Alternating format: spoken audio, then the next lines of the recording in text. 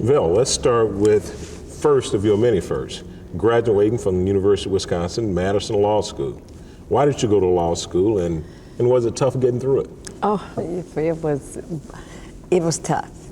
I went because I've always wanted to be a lawyer from when I was about 12 years old. There was a lawyer in Milwaukee by the name of James W. Dorsey, and he was a very good friend of our family, and he would come to our home, and I would hear them. We would be, hiding on the steps because we were supposed to be asleep, my sister and I.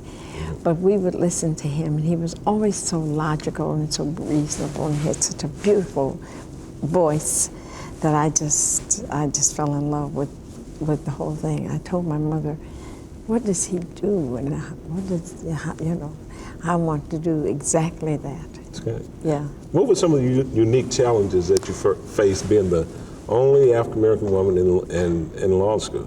Well, there were only about 5 or 6 women in the school, period. Yeah. And of course I was the only, there was one other, Angie Brooks was from Africa. So I wasn't really the only, she was truly from Africa. From Liberia. I was the only black, female from America. But anyway, it was always kind of demoralizing because people would say to my husband, oh, aren't you the lucky one? You've got a built-in legal secretary, Dale. You won't have to worry. A legal secretary? A legal secretary. They weren't still giving you right. due. They weren't giving me. You are so lucky to have her, And I would think to myself, what am I, chicken liver? Just going through all of this just to be his secretary? But my husband had said, this is going to happen. Just always be cool and don't get upset. And so I would just say, well, we shall see who will be the secretary in this partnership. But believe me, it will not be me. Now, after you finished law school and you came back to Milwaukee, how were you? I didn't want to come to Milwaukee. Let me get that. Okay, where did you want to go? I wanted to go to Portland, Oregon, or Seattle, Washington. That was what, I wanted to go to the Northwest. So you were going to start the brain train, which is going on right now. You're right. That's what I really, really wanted. But my husband, who was from Omaha, Nebraska, thought Milwaukee was wonderful, progressive, and that kind of thing. And of course, if you're from Omaha, Nebraska, Milwaukee is great. Yeah, really great, because the commercials there talked about hog feed, Johnson's hog feed. We at least had, Miller Brewing and Pabst and Blatz and Schlitz and the whole thing. And how were you accepted? When you finished law school? No, when you came back to Milwaukee. After you finished law school, how were you accepted as a lawyer? It was very unusual still. But everyone, of course, lawyers are conservative as a whole, and they were always very courteous and very nice. But I was always greeted as some sort of oddity at that time. But it changed. I felt like I belonged. I had chosen that field. I had graduated from the law school. I was one of the top in the class, and I just kept on stepping, Okay. It was kind of fun, really. That's great. And, tell me this, too. That's been about 35 years since you served as a member of the Milwaukee Common Council. You finished law school in '51. Yes. You were elected in '56. We're celebrating my 50th year. And you were elected as alderman in '56. Right. In '56. What was it like back then? Well, these chambers bring back so many memories. Some very warm and wonderful. And of course, some, there were many nights that I just had a good cry when I got home because it was not easy.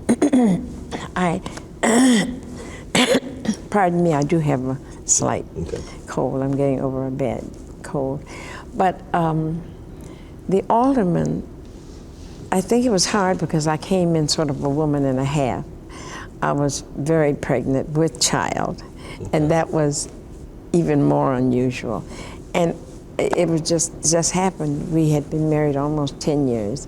We wanted a family very much. And of course, wouldn't you know that the good Lord decided this was the time, just when I discovered only that I was going to have a baby just after the primary. Okay. So, and that was very late, when I only had about 3 or 4 more months to go. So I was very worried that I would not be elected because people would discover that I was with child, and since they didn't have a woman on the council, they certainly didn't want a woman and a half. So I never heard it put that way. So you did doors? I did. Oh yes, I did doors, but I didn't do as really. When I think about it, I had such a crackerjack team, Tabernacle Baptist Church, and various Tabernacle especially was just in my corner, and I did churches, I did telephoning, I did mailing, I did everything that everyone did, and I did doors. But the doors were not as heavy as the others because I was, as I said, I was just very pregnant, and it was easier. Well, what keeps you interested? What keeps you interested in saying, I want to be an alderman? Mm-hmm. Oh, because at the time, Milwaukee was involved in reapportionment. And they had not not Milwaukee, the state, they had not reapportioned in the state of Wisconsin for 30 years, 3 decades. And of course, the Milwaukee Journal and the Milwaukee Sentinel were both real gung-ho on reapportionment. They said Milwaukee was being cut out. They weren't getting their fair share of representation. They were counting the trees and the cows up north in order to get the proper balance. And so I was fresh out of law school, and the League of Women Voters was sort of led that fight, and I joined the League of Women Voters. Actually, there's no question in my mind that the League of Women Voters was the real impetus with me, because I belonged to a downtown group, and they would give us all this material, and then I was given my area where I lived to go door to door and to explain to people about reapportionment, because you know what they do with bills like that, referendum. If you were for reapportionment, you had to vote no. If you were against reapportionment, you had to vote yes. So of course, since you needed to be a Philadelphia lawyer to explain it, I would explain to people. And I felt when reapportionment did go through, and this little area was there with nothing, no alderman, no county board member. What area was it? The old 2nd Ward. Okay, which is where? Boundaries? Well, roughly. I think I only went as far north as Walnut Street. Okay. And south Valete, and a little bit south of Valete. As far west as 20th Street. And east, I think, maybe Martin Luther King or somewhere in there. And how many aldermen did they have? They had, when I Large number, wasn't it? yes, it was 25, 30? No, 21, I think, or 21, something like that. Yeah. And then they knocked it down to 19 and then to 18. You know, it kept shrinking, and I understand you're going to be shrinking some more. But not if you have anything to do with it. But anyway. Let me be political. But anyway, I went door to door, and I said to my husband, I said, if they actually have to create a ward here, would you be the alderman? I said, it's exciting. And you asked him that? I asked him if he would do it. If he would run? Yes, and because I wouldn't even think.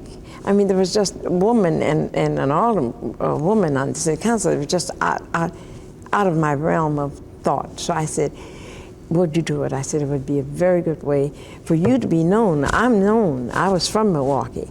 But, you know, he considered himself the breadwinner, very old-fashioned in that regard. And so he said yes, he would do it, you know. So with that in mind, and I remembered my mother wanting James. And see, James Dorsey was my idol. He was the reason I was a lawyer. And he ran for alderman about 3 or 4 times. And I remember my father putting my sister and I in the car, and we would take coffee to my mother, who was standing out in the cold at the polls, passing out literature for James W. Dorsey. So some things haven't changed. I mean, because people still do that. Yes. Maybe, still the dedication is still yes, there. they do it. Yeah, and she would be standing there, and we'd say, I'd say, oh, are you cold, Mom? She says, oh, yes, I'm very, but don't worry, this is for a very good cause, So I didn't even realize at the time that some of this public service, this dedication and commitment rubs off on you. So, but in any event, I would explain to people at NAACP meetings and all, I said, listen, this reapportionment is very important, because if Milwaukee is getting a shortchange because it's the most densely populated area of the state, the area where Negroes, that was what we were using at that time, that's being shortchanged. And honestly, Marvin, people treated me like, Val, she just got out of law school. She just she doesn't, just ignore it. She's way off in another world. And so they didn't really give it much. But then I go to the League of Women Voter meetings, and they would talk about it and everything, and I get excited, and I go door to door. And that's when I really became aware of poverty. And we'd be in a room where there was a stove. You grew up, you weren't poor. We weren't really poor. Okay. But we weren't rich either. Okay. It's just that I think we were probably more poor than I recognized. But my father was a business person, and so we weren't poor and we owned our own home and that kind of thing. Although I always thought we were very poor. In comparison to? If your father was a doctor or something like that, in comparison to. Or a lawyer. Or a lawyer, a professional. But my father worked hard. He was a businessman, and he provided. My mother, he always said, Mrs. Rogers doesn't work. She's a homemaker. And I would see. Was that the norm there? That women didn't work? Women didn't work. Yes, they didn't. They didn't. Okay. There not many women worked. At least not my mother's friends. Okay. So I thought that was the norm. I didn't think it was unusual for her not to work. But anyway, I was introduced to these stoves. What do you call these stoves that were in the middle of the room, and everything else was cold? Called pot belly stoves. Yeah, right? everything else was cold. The other rooms were cold, but where these stoves were, it was warm. And a lot of children and empty houses and not much furniture and scarcity. And I just got smitten, just absolutely smitten. And when that you could make a difference as elected official. Tell me this: when did it change from where your husband Dale decided not to run, and you as soon as the reapportionment went through, because the Secretary of State at that time was some fellow named Zimmerman, and he said that there had to be reapportionment. There was no question that there had to be reapportionment. So as soon as they did reapportion, and the second ward was created, and at that time, not like now, all the ward lines were the same. The alderman, the county board, the member of the assembly, they had the exact same lines. And so here it was this area where there was no alderman, no county board member, no supervisor, nothing. So I said to my husband, this is it. And he said, honey, I'm sorry. He decided not to do it. He said, it just is not my thing. He was research. By the way, I didn't realize that you were a librarian. I didn't know that until I read that in the Shepherd Express. I was public library. Yes, and he was really a sort of a research kind of behind-the-scenes person. And I would just stay on him every night. Oh, you promised. And in order to get him, or get me off his back, he said, well, you can do it.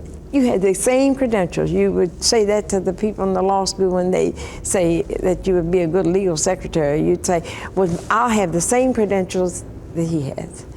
Why don't you do it? So you ran, and the first time you ran, you won?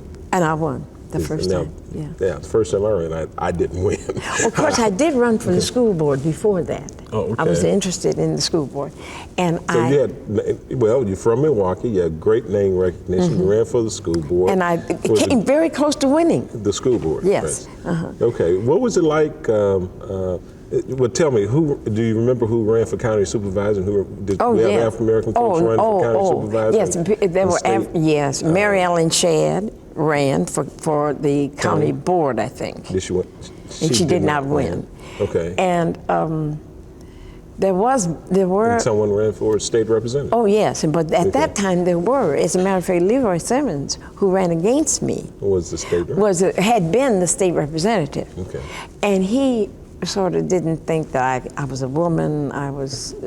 He didn't think that. He just sort of played me kind of like, well, she'll never win. And so he didn't really campaign hard against me. And of course, when we had to, do you still choose numbers where you are on the? You choose numbers on if you're first, second, third on the ballot? Yes. So, well, there were 8 people running, and guess what number I chose? You number 1? No, number 8. I came home and I cried. Well, I guess it's better to be last. Yes, I know. That's what my husband. If you're not first, it's better to probably be last. I didn't know that. Okay. I didn't know that. I was just sick because I couldn't believe I had pulled number 8. I said, how could the Lord do this to me? So then, when I got home, I was just so down. My husband said, well, listen, we're going to say in all your literature, we're going to put out the last name on the ballot, and the last shall be first. And so that's what. That's great. Yes. The big thing is, though, it's money. I didn't have to pay anyone. I had the most wonderful, loyal. As I said, the whole of Tabernacle Church was in my corner. Did you go to Tabernacle? No, that was not my church. St. Mark was my church. Okay. But and I know from being at the program at St. Mark Church that Leroy Simmons went to St. Mark. Yes, Leroy Simmons. Well, you know, St. Mark is the oldest African American church in the state. Okay. And my grandfather and great grandfather were all AME. My great grandfather was a missionary. A bishop and a missionary. So I was steeped in AME, was married at St. Mark. Okay. And so therefore that was my church. But some of the people who were my most loyal, Walter Lee Smith and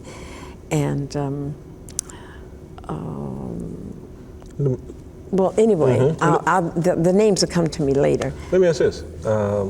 What was the black community like when you took office? Well, the black community was very supportive of me in so many wonderful ways. But there were not, the breakdown, I just heard that the city now is about 55% Caucasian, 55%, black. 55% minority, yes. Right. And about 45%. Well, those are the exact same statistics that existed in the Second Ward. This old Second Ward had about 55% minority and about 45% Caucasian. However, of that 45%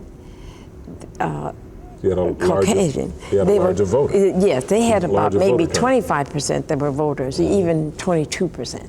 But of the 55% that was a minority, there were maybe 10%.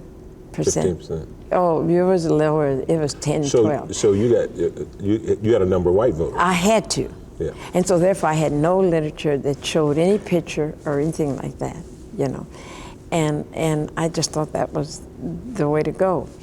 And it was so interesting because the last time we voted, when I took this lady to the poll, I had some. I think I've heard this story before, but it's a good one. Go ahead. There were these red, white, and blue little index cards that had no name, just Val Phillips, Alderman Second Ward on one side, and on the other side, a list of my credentials. And she had folded it twice, so it was only about that big. So we get her in the car, and her husband and the little boy in the middle in the back seat. And then we start in, well, now who are you going to vote for mayor, and so on and so forth.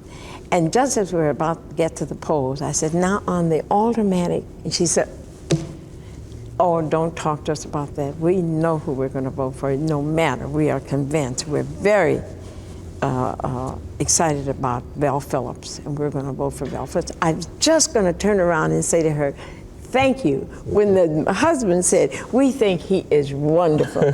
He is a lawyer, and he is this and this and that. And so then my husband, I didn't know what to say. My husband just didn't even catch a breath. He said, we think he is too. We think he's great. But you see, you had to hide being a woman. Sure. And that now Sure. is a plus and not a minus.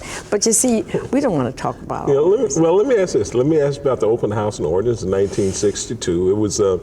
It was a process, and I remember going to some rallies at St. Boniface Church, which is on 11th and Clark at the time. Yeah. And I remember I get excited thinking Dick about Gregory those coming days. in, and Yes. a congressman from I can't even think of his name, congressman from California coming in. Oh, yes.